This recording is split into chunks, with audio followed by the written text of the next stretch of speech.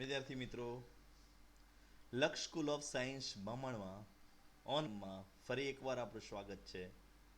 આજે આપણે થોડીક સ્કૂલની યાદ કરીશું. ઘણા દિવસ થઈ ગયા સ્કૂલ જોઈને. આપણો ઓનલાઈન અભ્યાસ ચાલી રહ્યો છે. આપણી સ્કૂલની માટીની સુગંધને અહીં આપણે જોઈશું તો મજા આવી જાય.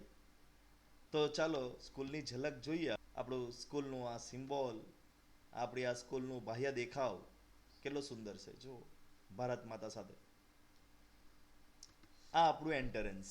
અહીંથી તમે અંદર સ્કૂલમાં વારંવાર જાઓ છો અને યાદ આવતી હશે બધી. કેટલું સુંદર અહીં લાગી રહ્યું છે. આ આપણે હોલમાં બેસીને પ્રાર્થના કરીએ છીએ, ભેગા થયા છે, મિટિંગો યાદ આવે છે કશું? હાલના શબ્દો નિલેશભાઈ આપણા વાતો બધી તો બધું મિસ કરી રહ્યા છે. તો થોડુંક આજે આપણે એને દિલથી યાદ કરી લઈએ એવી ઈચ્છા થઈ. જાત જાતની એક્ટિવિટીઓ આપણે કરીએ છીએ. આ બધું ખૂબ જ યાદ આવતું હશે. પ્રવાસો હવે તો આ વર્ષે ભૂલી જવાનું છે. આ બધું રમતો સ્કૂલને આ રીતે આપણે યાદ કરીએ અને પછી ભણીએ તો મજા આવશે. આપણે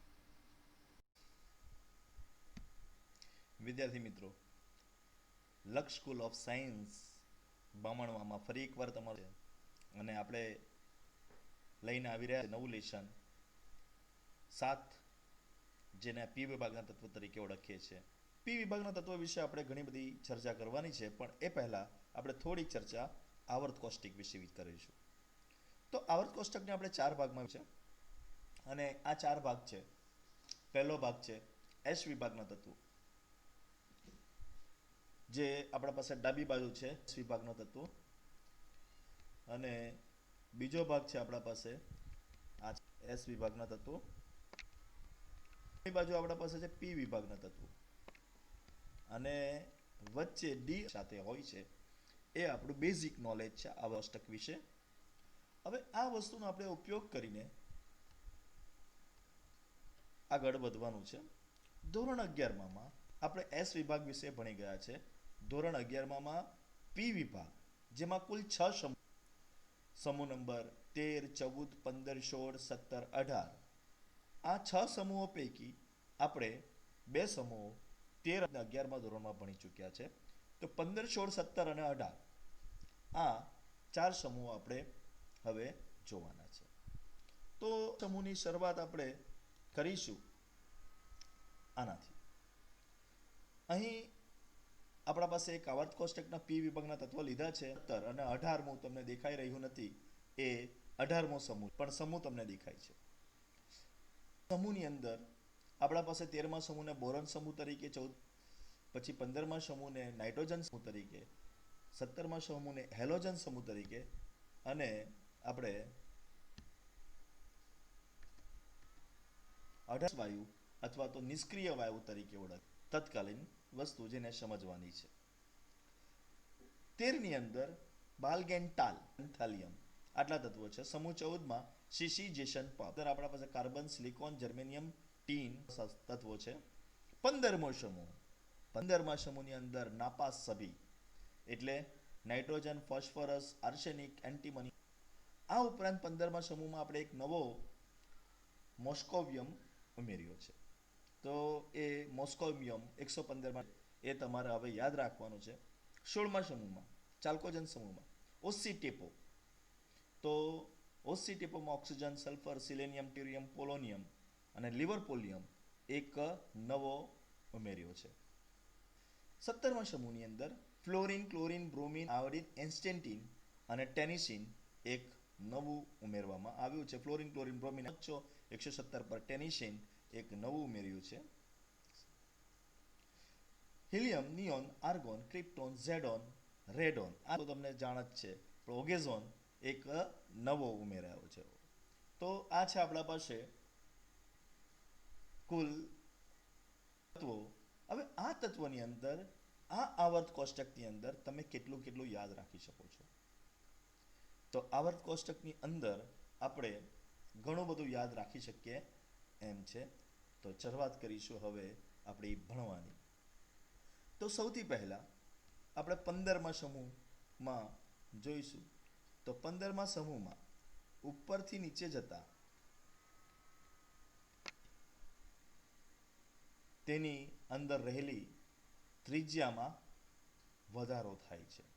ત્રિજ્યા જે આયનિક રેડિયસ છે, જેને આપણે રેડિયસ ત્રિજ્યા તરીકે ઓળખીએ છીએ, આ ત્રિજ્યામાં વધારો થાય છે. અહીંયા લાલ કલરમાં લખ્યું છે, જો રેડિયસ. આ રેડિયસ ઉપરથી નીચે જતા રેડિયસમાં વધારો થાય છે. ક્રમશઃ રેડિયસ વધતી જાય છે.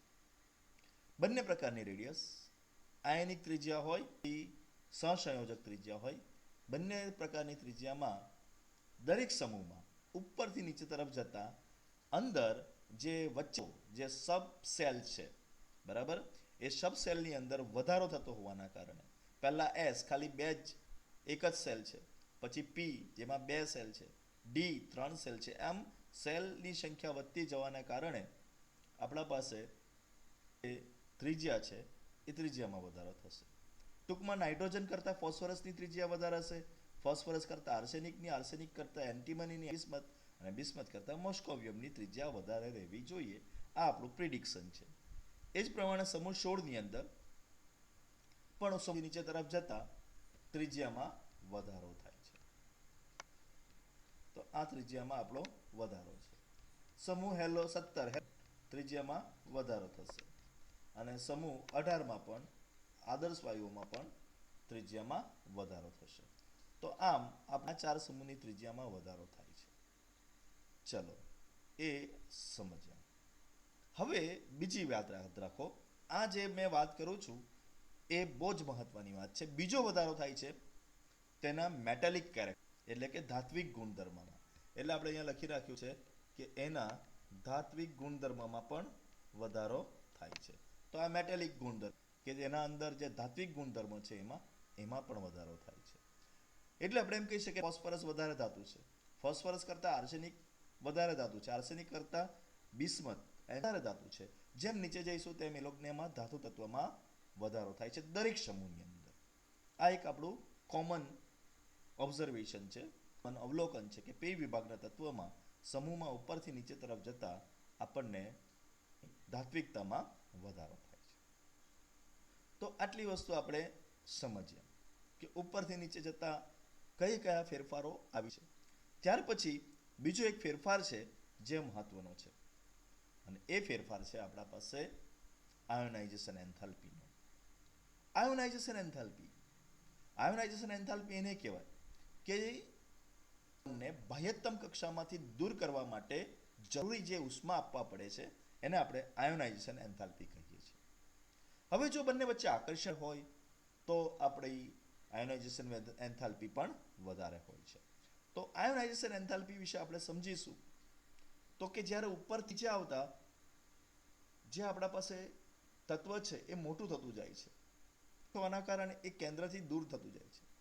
કેન્દ્રથી દૂર થવાના કારણે એનો કેન્દ્ર સાથેનું આકર્ષણ બળ ઓછું થાય છે, અને કેન્દ્ર સાથેનું આકર્ષણ બળ કારણે છેલ્લી કક્ષામાં રહેલો ઇલેક્ટ્રોન સહેલાઈથી દૂર કરી શકાય છે, અને તેથી સમૂહમાં ઉપરથી નીચે તરફ આયનીકરણ ઉર્જામાં ઘટાડો નોંધાય છે. ઉપરથી નીચે તરફ જતા વિદ્યુત ઋણતામાં ઘટાડો નોંધાય છે, કારણ કે સૌથી વધુ વિદ્યુત ઋણતા Fની છે. Cl, Br, I બધાની ઓછી છે. ટ્રેન્ડ બનાવ્યો કે ભાઈ દરેકની અંદર સમૂહમાં ઉપરથી નીચે તરફ જતા વિદ્યુત ઋણતામાં ઘટાડો છે. તો આ 4 ગુણધર્મ આપણે અહીંયા ડિસ્કસ કર્યા છે. ત્રિજ્યા વધે છે, ધાત્વિક ગુણધર્મ વધે છે, પરંતુ આયોનાઇઝેશન એન્થાલ્પી વિદ્યુત ઋણતામાં ઘટાડો નોંધાય છે. આ આપણી એક મહત્વની બાબત છે જે તમારે સૌથી પહેલા ધ્યાનમાં રાખવાની છે. ચલો હવે આપણે આપને છોડીને આગળ વધીશું કોના તરફ? તો જ્યારે આપણે આવર્તમાં ડાબેથી જમણી તરફ પ્રસ્થાન કરીએ છીએ ત્યારે તમારે ધ્યાન રાખવાનું છે સૌથી પહેલું તો ત્રિજ્યામાં ઘટાડો નોંધાય, ત્રિજ્યા ઘટે છે. કારણ કે જેમ જેમ આપણે ડાબીથી જમણી તરફ જઈએ ઇલેક્ટ્રોન બાહ્યતમ કક્ષામાં અને કેન્દ્રની અંદર પ્રોટોનનો વધારો થાય છે. આમ કુલ વિદ્યુત ભાર હોવાના કારણે બંને વચ્ચે આકર્ષણ ઉત્પન્ન થાય છે અને આકર્ષણ ઉત્પન્ન થવાના કારણે એ નાનો થઈ જાય છે, જેના કારણે ત્રિજ્યા ઘટી જાય. તો તત્વો ડાબેથી જમણી તરફ જતા આપણે એવું નક્કી કરી શકીએ, આ નોંધ કરજો, આ એનો મેળાપ છે એવો કે એ ત્રિજ્યાઓ નાની કરે છે, પરંતુ એની અંદર અપવાદ સ્વરૂપ આવશે. એટલા માટે પહેલા ટ્રેન્ડ તમને સમજાય. ત્રિજ્યા નાની થવાના કારણે ઓટોમેટિકલી આયનીકરણ એન્થાલ્પીમાં વધારો થાય છે. આપણે હમણાં જ સમજ્યા કે ઉપરથી નીચે તરફ જતા ત્રિજ્યા મોટી થાય છે, કેન્દ્રથી દૂર જાય છે, આયનીકરણ એન્થાલ્પી ઘટે છે. પરંતુ અહીંયા ત્રિજ્યા નાની થવાના કારણે નજીક આવે છે, ઇલેક્ટ્રોનને દૂર કરવો સહેલો નથી અને આયનીકરણ એન્થાલ્પીમાં વધારો થાય છે. અધાત્વિક ગુણધર્મમાં વધારો થાય છે, ધાત્વિક ગુણધર્મમાં ઘટાડો થશે અને અધાત્વિક ગુણમાં વધારો થાય છે. ફોર એક્ઝામ્પલ એલ્યુમિનિયમ, આ આપણા પાસે જે એલ્યુમિનિયમ છે એ ધાતુ છે, જ્યારે ક્લોરીન અધાતુ છે. એનાથી આપણે નક્કી કરી શકીએ કે ડાબેથી જમણી તરફ જતા ઘટાડો થાય છે. ડાબેથી વિદ્યુત ઋણતામાં વધારો થાય છે, કારણ કે સૌથી હાઈએસ્ટ વિદ્યુત ફ્લોરિનની છે, એટલા માટે ડાબેથી જમણી તરફ જતા વિદ્યુત ઋણતામાં વધારો થાય છે. તો આટલું તમારે ધ્યાનમાં રાખવાના છે. તો આટલા ગુણધર્મ કર્યા પછી હવે આપણે આગળ વધીશું. હા, અહીં મેં તમને સમજાવી રહ્યો છું કે આપણા પાસે આવર્ત કોષ્ટકના હિસાબે જ બધું ચાલવાનું છે. એટલે તમારે આ આવર્ત કોષ્ટકની અંદર 15, 16, 17, 18ના તત્વોને યાદ રાખવાના છે. 15મા સમૂહમાં નાશબી, 16મા સમૂહમાં ઓસીટેપો, 17મા સમૂહમાં ફ્લોરિન, ક્લોરિન, બ્રોમિન, આયોડિન અને 18મા સમૂહને આપણે યાદ રાખીશું હિલિયમ, આર્ગોન, ક્રિપ્ટોન, ઝેડોન, રેડોન, એ રીતે. અને એ સાથે આના ઉપરથી આપણે ઘણું બધું જે 11મા ધોરણમાં આપણે ઓલરેડી કરેલું છે, બધાની ઇલેક્ટ્રોનિક રચના પણ કેવી રીતે લખવાની એ બધું તમને આવડે છે. છતાં 15 સમૂહની ઇલેક્ટ્રોનિક રચના, તો 15મા સમૂહની ઇલેક્ટ્રોનિક રચના છે આપણા પાસે NH2, આ પહેલા નંબરનો ઇલેક્ટ્રોન ભરાય, આ બીજા નંબરનો ઇલેક્ટ્રોન ભરાય, આ ત્રીજા નંબરનો, એટલે P ના ઉપર P વિભાગ તત્વ છે એટલે ઉપર ત્રીજા નંબરનો ઇલેક્ટ્રોન ભરાય. 16મામાં ચોથા નંબરનો એટલે NH2NP4, 5મા નંબરનો એટલે NH2NP5 અને છેલ્લા સમૂહ પાસે આવશે NH2NP6. આમ આપણા પાસે એ 18મા સમૂહની અંદર P વિભાગ સંપૂર્ણ રીતે ભરાયેલો. 15મા સમૂહમાં જે મેં ચોરસ કરી રાખ્યું, તો 15મા સમૂહની અંદર ઇલેક્ટ્રોન બરાબર અડધા ભરાયેલા છે. આવી રચના જે થાય છે 15મા સમૂહની, આવી રચનાને આપણે અર્ધપૂર્ણ P કક્ષક તરીકે ઓળખીએ છીએ. એને શું નામ આપ્યું છે આપણે? અર્ધપૂર્ણ ભરાયેલી. અહીં P કક્ષક NP6 સંપૂર્ણ ભરાયેલી છે, પરંતુ અહીં P કક્ષક અર્ધપૂર્ણ ભરાયેલી છે એમ કહીશું. અગર આપણે જોઈએ તો P વિભાગની અંદર આપણા પાસે અહીંયાથી કલર બદલી નાખીએ, ના ચાલશે, ચાલો વાંધો નહીં, કલર બદલી જ નાખવું પડશે, નહીં તો બરાબર ના દેખાય. ઓકે, અને આપણે કાળો કલર કરી નાખીશું એટલે આપણને પછી જોવામાં સરળતા રહે. તો અહીં આપણે P વિભાગ બતાવી રહ્યા છે. આ જુઓ, આ P વિભાગની અંદર 3 કોષો હોય છે આ રીતે, જેને PX, PY, PZ કહીએ છીએ. દરેકમાં આપણે ઇલેક્ટ્રોન મૂકીશું. આ પહેલો 13મા સમૂહનો, આ 14મા સમૂહનો અને આ 15મા સમૂહનો ઇલેક્ટ્રોન. 15મા સમૂહના ઇલેક્ટ્રોન આ રીતે ભરાય છે, જે 3માં અર્ધપૂર્ણ ભરાયેલો હોય છે. અને અર્ધપૂર્ણ ભરાયેલી જે કક્ષક છે એની સ્થાયીતા વધારે. પછી ફરીથી અહીંયા ભરાશે, બીજું ઇલેક્ટ્રોન આ રીતે આ દિશામાં ભરાશે અને આ રીતે ભરાશે. તો આ રીતે આપણા પાસે ઇલેક્ટ્રોન ભરાવાના છે. આ જે આપણે છેલ્લી બતાવી છે એને પૂર્ણ ભરાયેલી કક્ષક તરીકે આપણે ઓળખીએ છીએ. તો આપણા પાસે આમ બે પ્રકારની કક્ષક છે, અર્ધપૂર્ણ ભરાયેલી અને બીજી છે પૂર્ણ ભરાયેલી. બંનેની સ્થાયીતા બાકી બીજા બધા કરતાં વધારે હોય છે. સૌથી વધારે સ્થાયીતા આ જે આપણે બતાવી સંપૂર્ણ કક્ષકની હોય છે, તેના પછીની સ્થાયીતા અર્ધપૂર્ણ ભરાયેલી કક્ષકની હોય છે. તો આ છે આપણા પાસે માહિતી, અને આ મહત્વની માહિતીને હવે આપણે આગળ ચાલુ કરીએ. તો એટલી વસ્તુની ઇન્ફોર્મેશન પછી હવેથી મહત્વની વસ્તુ છે કે આપણા પાસે 15, 16, 17 સમૂહના અંદરના જે તત્વો છે એ તત્વોને પ્રાપ્તિ સ્થાન ક્યાં છે અને એમને કેવી રીતે મેળવી શકાય. ડિયર સ્ટુડન્ટ્સ, હવે અહીંથી આ જે વિડીયો છે એ તમારા પાસે મહત્વના થશે, કારણ કે તમે ચોપડીમાં જોશો તો બધું છૂટું છવાયું આપ્યું છે, ગમે ત્યાં આપ્યું છે. ઓકે, અને એને અહીં મેં વ્યવસ્થિત રીતે એક તારણ કરીને અલગથી, જેથી તમને આ વાંચવામાં, ખાસ કરીને ગુજકેટ જેવી એક્ઝામ છે કે પછી નીટ જેવી એક્ઝામ છે, એની અંદર આ તૈયાર ખૂબ જ સરળતા પડશે. એટલા માટે આ થોડીક મહેનત છે, એને જરાક ધ્યાનથી જોજો. તો આપણે જાણીએ છીએ કે 15મા સમૂહમાં નાપાસ સબી એટલે કે nitrogen, phosphorus, arsenic, antimony, bismuth અને આપણે આ કર્યું છે મોસ્કોવિયમ, MS, જેને મોસ્કોવિયમથી ઓળખીશું. સૌથી પહેલા આપણે નાઇટ્રોજનની વાત કરીશું. નાઇટ્રોજન વાતાવરણ 78% મળી આવે છે. તમે બધા જાણો છો વાતાવરણમાં જે ટોટલ કુલ જથ્થો છે 100% ગણીએ તો એમાં 78% ભાગ કોનો છે? નાઇટ્રોજનનો છે. પૃથ્વીના પોપડામાં ચીલી સોલ્ટપીટર અને ઇન્ડિયન સોલ્ટપીટરના નામથી મળી આવે છે. ચીલી સોલ્ટપીટર તમારે ખાસ ધ્યાન રાખવાનું છે, એના સૂત્ર MCQમાં પૂછી શકાય છે.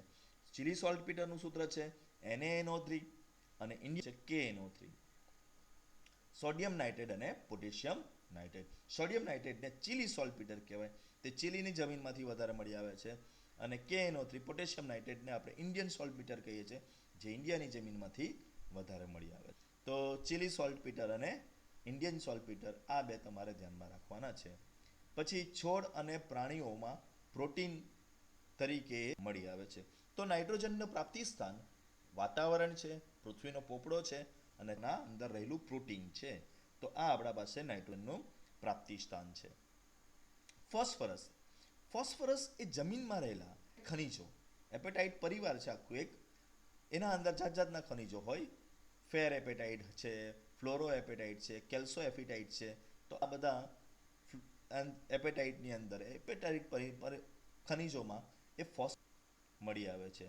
તો ખાસ કરીને અહીં આપ્યા છે ફ્લોર એપેટાઇટ, કેલ્શિયમ ફોસ્ફેટ વગેરે વગેરે એના છે. મોટે ભાગે ફોસ્ફેટ ખડકો છે પ્રાણી અને છોડના હાડકામાં અને જીવનકોષોમાં, દૂધ અને ઈંડામાં પણ એ મળી આવે છે. તો ફોસ્ફરસની પ્રાપ્તિસાઇટ પરિવારના ખનિજ તરીકે ફ્લોર એપેટાઇટ અને કેલ્શિયમ ફોસ્ફેટ ખડકો, પ્રાણી અને છોડના હાડકામાં અને જીવનકોષ, દૂધ અને ઈંડા તરીકે એ મળી આવે છે. તો આ છે આપણા પાસે ફોસ્ફરસ પ્રાપ્તિ સ્થાન. ફોસ્ફરસના પ્રાપ્તિ સ્થાન પછી હવે આપણે જોવા જઈ રહ્યા છે આર્સેનિક, એન્ટીમની, બિસ્મથ. મોટા ભાગે એ સલ્ફાઇડમાં બાય પ્રોડક્ટ, સલ્ફાઇડ ખનિજોમાં અશુદ્ધિ તરીકે એ લોકો જોવા મળે છે. તો યાદ રાખો, આર્સેનિકની અશુદ્ધિ, એન્ટીમનીની અને બિસ્મથની અશુદ્ધિ તમને જોવા મળે છે. કોની અંદર? તો સલ્ફાઇડ ખનિજો છે એની અંદર એ અશુદ્ધિ તરીકે તમને જોવા મળે છે. ત્યાર પછી મોસ્કોવિયમ. મોસ્કોવિયમ એ કિરણોત્સર્ગી તત્વ અને કૃત્રિમ છે. બનાવેલું તત્વ છે, રેડિયો એક્ટિવ તત્વ છે, જેનો અણુભાર 289 છે અને જેનો ઇલેક્ટ્રોનિક રચના 5F14, 6D10, 7H2 અને 7p3 છે. P વિભાગનું તત્વ, એટલા માટે છેલ્લે P જ આવશે, બાકી બધી સંપૂર્ણ ભરાયેલી હશે. જો F ની અંદર 14 સંપૂર્ણ ભરાયેલી છે, 6D સંપૂર્ણ ભરાયેલી છે, 7S સંપૂર્ણ ભરાયેલી છે. હવે આને આગળના 5, 6, 7 યાદ કેવી રીતે રાખવાના? તો 7p3 છે, 7મા સમૂહનો છે, એટલે 7મા પીરિયડનો છે, 7મા આવર્તનો છે, એટલે 7p તો થઈ ગયું. હવે F એક ઓછું હોય એટલે 6, સોરી F 2 ઓછા હોય એટલે 5 અને D એક ઓછું હોય એટલે 6. તો આ એની આપણા પાસે. તો આગળ વધીએ. હવે સમૂહ 15 ને આપણે ન્યાય આપી દીધો છે.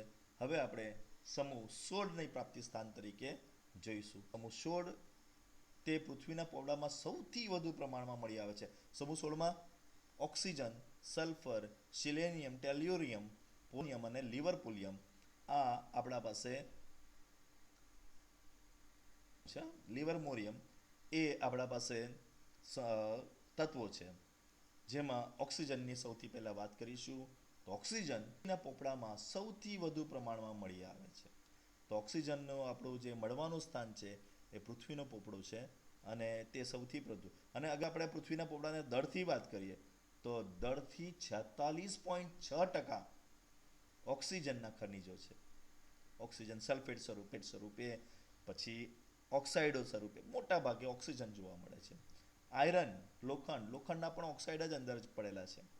શુષ્ક હવા નાઇટ્રોજન કેટલું હતું 78%. એક સમય હતો ઓક્સિજનનું પ્રમાણ હતું 21%થી ઉપર.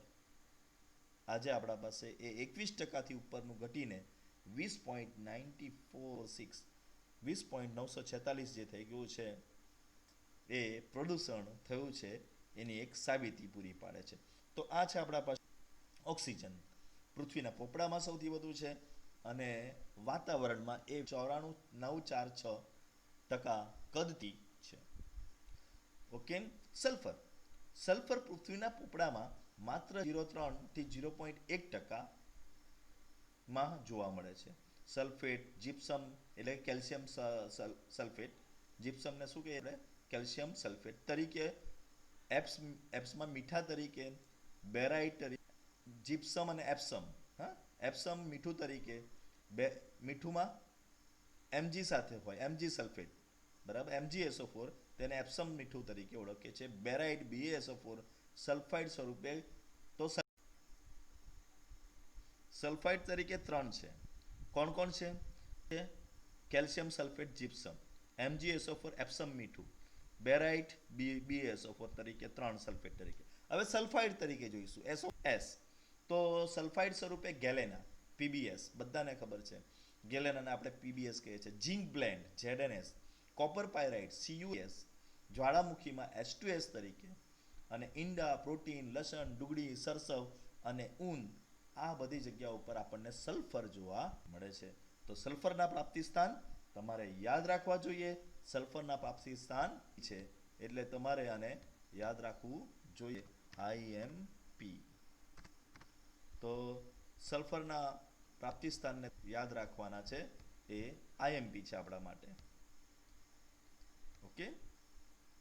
તો સલ્ફરના પ્રાપ્તિ સ્થાન પછી સલ્ફરના પ્રાપ્તિ સ્થાન સલ્ફાઇડ તરીકે અને પ્રોટીન લસણ ડુંગળી અને સરસવ તથા ઊનમાં એ જોવા મળે છે. સિલેનિયમ અને ટેલ્યુરિયમ તો સિલિયમ અને ટેલ્યુરિયમ પહેલામાં સલ્ફાઇડ ઓરની અંદર આપણને આર્સેનિક મળતું હતું.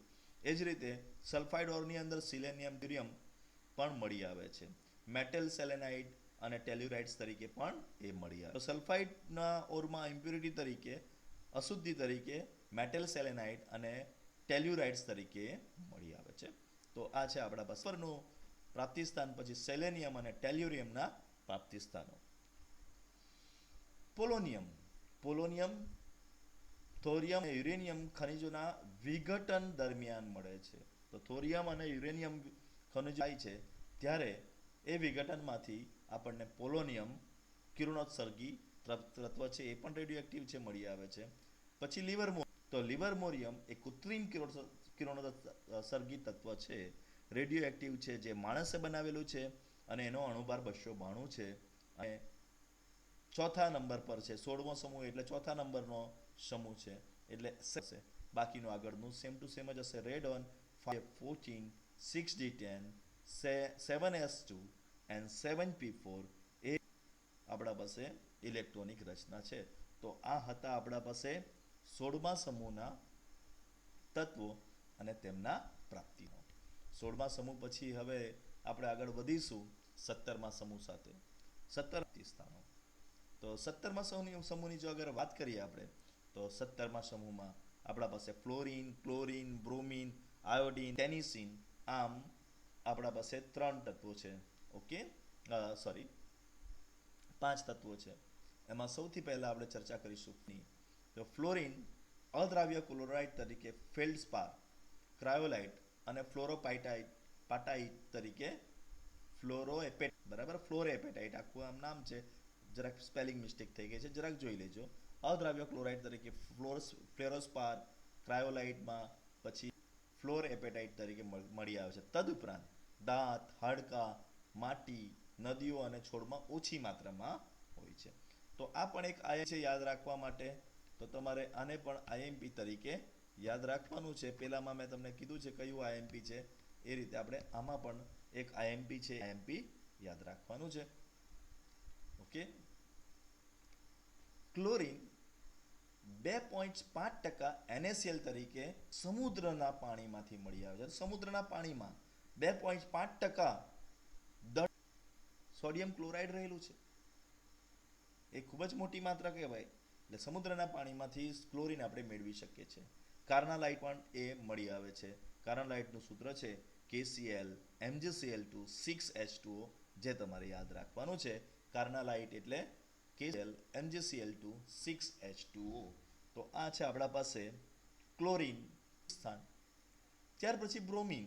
તો બ્રોમિન પ્રાપ્તિ સ્થાન છે NaBr તરીકે દરિયાના પાણીમાંથી મળી આવે છે. વધારે એનું કોઈ ઇમ્પોર્ટન્ટ આપણને આપે, આ તો આપણે આગળ લખ્યું હતું તેનું ઇમ્પોર્ટન્ટ હજુ રહી ગયું છે. બરાબર. તો NaBr તરીકે દરિયાના પાણીમાંથી મળી આવે. NaI રૂપે દરિયાના પાણીમાંથી મળી આવે છે. તો મોટા ભાગના હેલોજનો Na સાથે જોડાયેલા છે. એ મોટા ભાગના હેલોજનો આપણને દરિયાના પાણીમાંથી જ મળી આવે છે. તદુપરાંત ચિલી સોલ્ટપીટરમાં 0.2% અને ઇન્ડિયન સોલ્ટપીટરમાં 0.5% સોડિયમ આયોડાઇડ તમને જોવા. તો આ પ્રાપ્તિ સ્થાન છે આપણા પાસે સરમાં સમૂહના જે ખેલાડીઓ છે ફ્લોરિન, ક્લોરિન, બ્રોમિન, આયોડિન. હવે ટેનેસિન વિશે આપણે જોઈએ તો બંને કૃત્રિમ કિરણોત્સર્જક તત્વો છે. બરાબર છે. ટેનેસિન અને રેડોન બંને. તો રેડોન થોડુંક આપણે આમાં લખવાઈ ગયું, સોરી, એસ્ટેટાઇન અને ટેનેસિન, AT અને TN. ઓકે. તો એસ્ટેટાઇન અને ટેનેસિન બંને કૃત્રિમ કિરણોત્સર્જક તત્વો છે.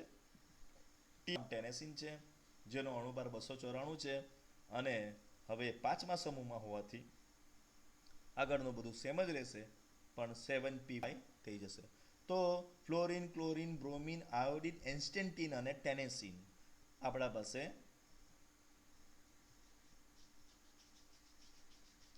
17મા સમૂહના તત્વો છે. તો 17મા પછી હવે આપણે આગળ જોઈશું અને આપણો આ છેલ્લો પાર્ટ છે 18મા સમૂહના પ્રાપ્તિ સ્થાનો. 18મા અંદર helium, neon, argon, krypton, xenon આ તત્વો હવામાં વિપુલ પ્રમાણમાં મળી. 1% કદથી આર્ગોન છે. વિચારો, હવાની અંદર આર્ગોનનું પ્રમાણ કેટલું છે? 1% છે, જે બહુ સારું. હિલિયમ અને નિયોન રેડિયોએક્ટિવ ખનિજોમાંથી મળી આવે છે. આ આવે છે જેમ કે પીચ બ્લેન્ડી, મોનાઝાઇટ, પછી ક્લેવિટ વગેરેમાંથી કોણ મળી આવે છે? હિલિયમ અને નિયોન. ઝેનોન દુર્લભ તત્વો છે, તે કુદરતી ગેસમાંથી મેળવી શકાય છે. હવે બાકી રહ્યા છે આપણા પાસે અને ઓર્ગેનેસોન. તો રેડોન એ રેડિયમમાંથી હિલિયમ અને રેડોન તરીકે બેઉ છૂટા પડે છે. કેલિફોર્નિયમ નેક્સિયમ સાથે પ્રક્રિયા કરાવતા આપણે ઓર્ગેનેસોન મેળવી શકીએ છીએ. ઓર્ગેનેસોનનો અણુભાર 294, ભાગના બધાનો અણુભાર 294 હતા. 5F14, 6D10, 7S2 અને 7p6, કારણ કે આ છેલ્લો સમૂહ હોવાથી આ સંપૂર્ણ ભરાયેલો છે. તો આ છે આપણા પાસે 18મા સમૂહના પ્રાપ્તિ સ્થાન અને આ રીતે આપણે દરેકના પ્રાપ્તિ સ્થાન મૂક્યા છે. ડિયર સ્ટુડન્ટ્સ, તમે શાંતિથી વિડીયોને પોઝ કરીને યાદ રાખી શકો છો. બુકમાં છૂટાછવાયા આપ્યા છે જેને આપણે એક વ્યવસ્થિત એરેન્જ કર્યા છે. ચલો હવે કેટલીક આપણે ચર્ચા કરવાની છે આયનીકરણ ઉર્જા વિશે. કેમ ઉર્જા વિશે વધારે ચર્ચા કરવાની છે? તો આપણે હમણાં જ ચર્ચા કરી કે ભાઈ જે 15મો સમૂહ છે આપણા પાસે, એ 15મો સમૂહ એ ઇલેક્ટ્રોનિક રચનામાં NP3 ધરાવે છે. હવે આ NP3 ધરાવતો હોવાને કારણે એની જે ઇલેક્ટ્રોનિક રચના છે એ અર્ધપૂર્ણ ભરાયેલી છે. અને અર્ધપૂર્ણ ભરાયેલી છે એટલે એ 14મા સમૂહ અને 16મા એ બંને કરતા આ ઇલેક્ટ્રોનનું આકર્ષણ કેન્દ્ર સાથે વધારે હોવાથી એને ઝડપથી દૂર કરી શકતા નથી. તેથી જે આપણી ટ્રીક આપણે જોયું કે એમણે તરફ જતા આયનાઇઝેશન એન્થાલ્પી એટલે કે આયનીકરણ એન્થાલ્પીની અંદર, આયનીકરણ ઉર્જાની અંદર વધારો છે એ તૂટી જાય છે. અહીંયા એકચ્યુઅલી 16મા સમૂહ કરતા 15મા સમીકરણ ઉર્જા વધારે છે. હકીકતમાં 16મા સમૂહની રહેવી જોઈએ, પરંતુ એવું થતું નથી. 15મા સમૂહની ઇલેક્ટ્રોનિક રચના NH2NP3 હોવાના કારણે આપણે કહી શકીએ કે 15મા સમૂહની જે ઇલેક્ટ્રોનિક રચનાને કારણે તેની આયનીકરણ એન્થાલ્પીમાં વધે. ટૂંકમાં આપણે કહી શકીએ કે નાઇટ્રોજનની આયનીકરણ એન્થાલ્પી ઓક્સિજન અને કાર્બન કરતાં વધે, ફોસ્ફરસની આયનીકરણ એન્થાલ્પી સલ્ફર અને સિલિકોન કરતાં વધારે હશે. તો આના ઉપરથી આપણે કારણ પણ પૂછી શકીએ, બનાવી શકીએ પ્રશ્ન. ફોસ્ફરસની આયનીકરણ એન્થાલ્પી સિલિકોન અને સલ્ફર કરતાં વધારે છે. નાઇટ્રોજનની આયનીકરણ એન્થાલ્પી કાર્બન અને ઓક્સિજન કરતાં વધારે છે. તો આ પ્રશ્ન આપણે અહીંયા સમજાવી શકીએ છીએ અને એને પૂછી પણ શકાય છે. તો ડિયર સ્ટુડન્ટ્સ, હું આશા રાખું છું કે તમને આ વાત પર પડી ગઈ કે આપણે ક્યાં શું કરવા જવાનું છે અને કેવી રીતે આગળ વધવાનું છે. સમજાવો. ફોસ્ફરસ પાસે સિલિકોન અને સલ્ફર સિલિકોન અને સલ્ફર કરતાં વધુ આયનીકરણ ઉર્જા છે, જે આપણે સમજાવ્યું. ઓકે, ચલો. તો આયનીકરણ ઉર્જા આવર્તમાં ઉપરથી નીચે તરફ જતા આયનાઇઝેશન એન્થાલ્પીમાં વધારો થાય છે. ઓકે, ના, આવર્તમાં એટલે ડાબેથી જમણે તરફ જતા આયનાઇઝેશન એન્થાલ્પીમાં વધારો થાય છે અને સમૂહમાં ઉપરથી નીચે તરફ જતા આયનાઇઝેશન એન્થાલ્પીમાં ઘટાડો થાય છે. પરંતુ સમૂહમાં ઉપરથી નીચે તરફ જતા આયનીકરણ એન્થાલ્પીમાં ઘટાડો નોંધાય છે. પરંતુ સમૂહ 15, સમૂહ 14 અને સમૂહ 16ની તુલનામાં વધુ આયનીકરણ એન્થાલ્પી છે, કારણ કે તેમાં અર્ધપૂર્ણ ભરાયેલી પી કક્ષક છે, જેમાંથી ઇલેક્ટ્રોન વધુ ગરમી આપવી પડે છે. તો ડિયર સ્ટુડન્ટ, અહીંયા એના લખાણ તરીકે પણ આપી દીધું છે કે કેમ છે. તો સમૂહ 15ની આયનીકરણ એન્થાલ્પી, કારણ કે સમૂહ 15માં અર્ધપૂર્ણ ભરાયેલી પી કક્ષક છે, માટે સમૂહ 14 અને સમૂહ 16 કરતાં એની આયનીકરણ એન્થાલ્પી છે. તો આ મુદ્દો તમારે ધ્યાનમાં રાખવાનો છે. એના પરથી ક્વેશ્ચન પણ બનાવી શકાય કે સમજાવો પી પાસે એટલે ફોસ્ફરસ પાસે કાર્બન, અહીં કાર્બન કરતાં સિલિકોન આવવું જોઈએ. કાર્બન કરતાં શું આવવું જોઈએ? સિલિકોન અને સલ્ફર કરતાં વધુ આયનીકરણ ઉર્જા છે. આ આપણે સમજાવી શકીએ. વળી આપણે એ પણ સમજવાનું છે કે આયનીકરણ એન્થાલ્પી આપણા પાસે 3 પ્રકારની હોય છે. ડેલ્ટા આઈ એચ એટલે પ્રથમ ઇલેક્ટ્રોન દૂર કરવા. બીજી છે 15મા સમૂહમાં કુલ 3 ઇલેક્ટ્રોન છે. બીજી છે ડેલ્ટા આઈ એચ ટુ અને ત્રીજી છે ડેલ્ટા આઈ એચ થ્રી. 3 ઇલેક્ટ્રોન દૂર કરી શકાય. તો યાદ રાખો, પહેલા ઇલેક્ટ્રોન દૂર કરવા કરતાં બીજા માટે વધારે ઉર્જા આપવી પડશે અને બીજા કરતાં ત્રીજા દૂર કરવા માટે સૌથી વધારે ઉર્જા આપવી પડશે. આમ આપણે એની અંદર પ્રથમ આયનીકરણ એન્થાલ્પી વધારે હોય છે અને દ્વિતીય આયનીકરણ એન્થાલ્પી કરતાં તૃતીય આયનીકરણ એન્થાલ્પી પી વિભાગ માટે વધારે હોય છે. એ યાદ રાખવાનું.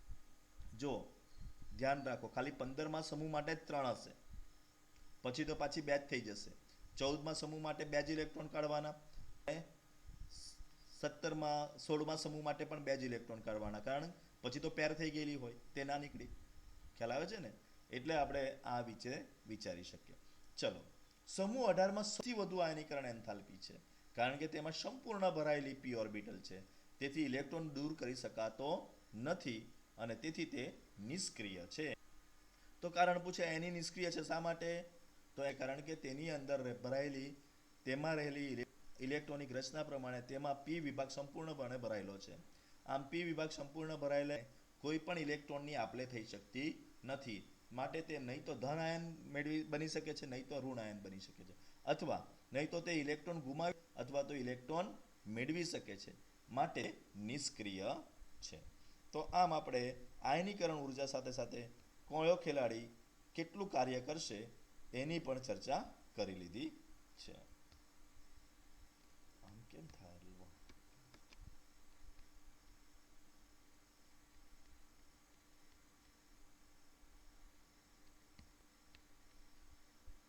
ચલો, તો હવે ત્રિજ્યા અને અન્ય ગુણધર્મો વિશે હકીકતમાં ત્રિજ્યા વિશે તો આપણે ચર્ચા કરેલી જ છે, પરંતુ ચોપડીમાં શું લખેલું છે એ જોવા માટે આપણે મુખ્ય ચર્ચા કરીશું.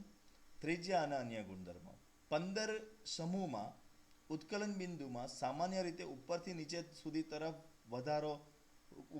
તરફ જતા વધારો નોંધાય છે, પરંતુ ગલનબિંદુ આર્સેનિક સુધી વધે છે અને તે પછી બિસ્મથ સુધી ઘટે છે.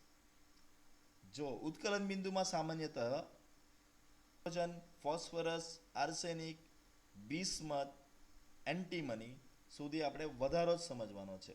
બરાબર, એન્ટીમની બિસ્મથ સુધી વધારો જ સમજવાનો છે. શાની અંદર? ઉત્કલન બિંદુમાં. પણ ગલન બિંદુ વાત બદલાઈ જાય છે. તો ગલન બિંદુની વાત શું? તો ગલન બિંદુમાં આપણા પાસે નાઇટ્રોજનથી આર્સેનિક સુધી વધારો થાય છે. નાપાસ સભી નાઇટ્રોજનથી વધશે ફોસ્ફરસ, ફોસ્ફરસમાંથી ગલન બિંદુ વધશે આર્સેનિકનું. પણ ત્યાર પછી ઉલટું થઈ જાય છે. શું થઈ જાય છે? આર્સેનિકથી બિસ્મથ તરફ જતા હવે ગલન બિંદુનો ઘટાડો નોંધાય છે. ઓકે, તો આ વસ્તુ તમારે ધ્યાનમાં રાખવાની છે. આ અંડરલાઈન કરી લેજો. અહીંયા આપણા પાસે શું થઈ રહ્યું છે? તો ગલન બિંદુ આર્સેનિક સુધી વધે છે અને પછી બિસ્મથ સુધી ઘટે છે. પહેલો પોઈન્ટ. નાઇટ્રોજન સિવાય બધા તત્વો સમઘટકતા બતાવે છે. તો સમઘટકતાની વાત કરીએ તો નાઇટ્રોજન પાસે આઇસોટોપ્સ નથી, બરાબર, બાકી બધા જ આઇસોટોપ ધરાવે છે. નાઇટ્રોજનથી ફોસ્ફરસ સુધી સહસંયોજક ત્રિજ્યામાં વધારો થાય છે. તેમ છતાં આર્સેનિકથી માંડીને બિસ્મથ સહસંયોજક ત્રિજ્યામાં થોડો વધારો જોવા મળે છે. આ શું કહેવા માંગે છે? તો તમે ટેબલ જોશો, ટેબલ ચોપડીમાં આપેલું છે, એમાં જોશો તો નાઇટ્રોજનથી ફોસ્ફરસ સુધી ત્રિજ્યામાં ખાસો એવો વધારો થાય. પછી આર્સેનિકથી માંડીને બિસ્મથ સુધી આ વધારો, અને એ વધારો ઘટવાનું કારણ છે આપણે ડી વિભાગ તત્વમાં ભણીશું લેન્થેનોઇડ ક્રંચ. અંદર ડી વિભાગનો ઉમેરો થાય. ડી વિભાગનો ઉમેરાના કારણે ત્રિજ્યા ઘટી જાય છે. તો તમે કહેશો સર આ તો ડી વિભાગનો ઉમેરો થતો ત્રિજ્યા વધવી જોઈએ, પણ ડી વિભાગ બહારના કક્ષકમાં નથી ભરાતી, અંદર ભરાય છે. અને અંદર ભરાવાના સાથે સાથે એનું આકર્ષણ વધે છે અને એના લીધે ઘટાડો નોંધાય છે. તો આમ ભારે સભ્યોમાં સંપૂર્ણ રીતે ભરાયેલ ડી એફ કક્ષકની હાજરીને કારણે આવો જ વધારો થતો જોવા મળે છે, અથવા તો વધારો જોવા જ મળતો નથી. ઓકે, તો આ આપણે સમજી શકીએ છીએ 15મા સમૂહની અંદર ત્રિજ્યાના ગુણધર્મમાં કેમ આવો બદલાવ આવે છે. હવે વારો આવે છે આપણા પાસે સમૂહ 16. સમૂહ નંબર 16માં ઓક્સિજનથી સલ્ફર અધાતુઓ છે. સિમ્પલ છે. સીરિયમ અર્ધધાતુઓ છે. અને પીઓ સેન્ટેન્સ બહુ જ ઇમ્પોર્ટન્ટ છે આપણા માટે. ઓક્સિજન, સિલેરિયમ અને ટેલ્યુરિયમ ધાતુ છે, એ તમારે યાદ રાખવાનું છે. ઓકે, યાદ રાખવું જ પડશે, નહીં તો તકલીફ ઊભી થશે. તો રાખું છું કે તમને આ કોણ ધાતુ છે અને કોણ અધાતુ છે એ તમારે ખાસ ધ્યાન રાખવાનું છે. ઓકે, તો આ છે આપણા પાસે પોલોનિયમ. એ રેડિયો એક્ટિવ તત્વ છે. તો પોલોનિયમ આપણે જાણીએ છીએ કે એ રેડિયો સક્રિય પદાર્થ છે, બરાબર, કેન્દ્રીય પદાર્થ છે, અને એનું અર્ધ આયુષ્ય સમય 13.8 દિવસ છે. તો આ પણ એક મહત્વની માહિતી છે કે ભાઈ કોનો અર્ધ આયુષ્ય સમય? તો અર્ધ આયુષ્ય સમય 13.8 દિવસ. બધા તત્વોમાં સમઘટકો હોય છે. સમૂહમાં અણુ સંખ્યા વધારા સાથે અને બોઇલિંગ પોઈન્ટમાં વધારો થાય છે. તો બધા જ તત્વોને સમઘટક છે આમાં, અને સમૂહમાં અણુઓની સંખ્યામાં વધારો થાય છે તેમ તેના ગલન બિંદુ અને ઉત્કલન બિંદુમાં વધારો થાય છે.